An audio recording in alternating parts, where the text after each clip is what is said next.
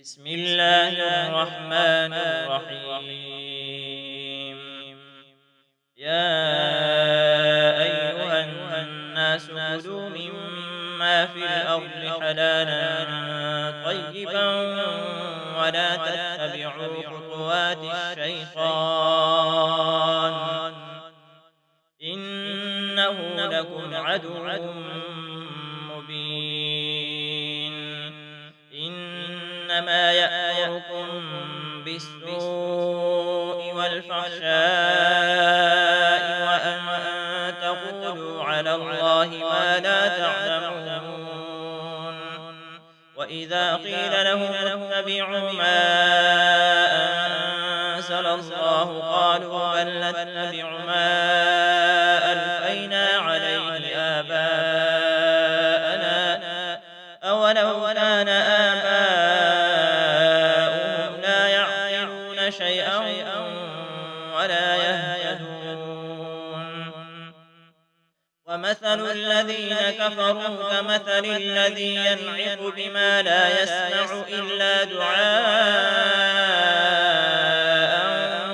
ونداء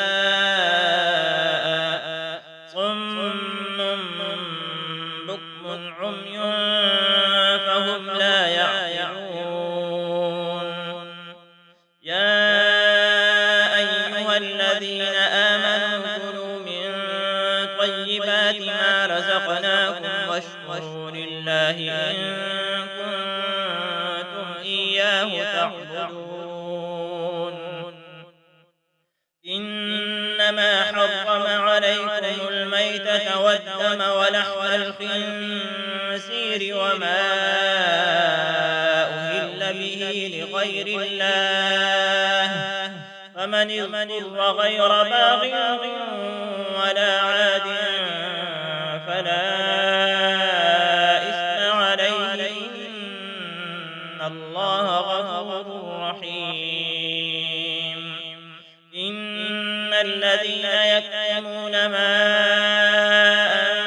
أنزل الله من الكتاب ويشترون به ثمنا قليلا أولئك ما يأكلون في بطونهم إلا النار ولا يكلمهم الله يوم القيامة ولا يزكيهم ولهم عذاب أليم. أولئك الذين اشتروا الضلالة بالهدى والعذاب بالمغفرة فما أصبرهم على النار. ذلك بأن الله نزل الكتاب بالحق وإن الذين اختلفوا في الكتاب لفي شقاق بعيد.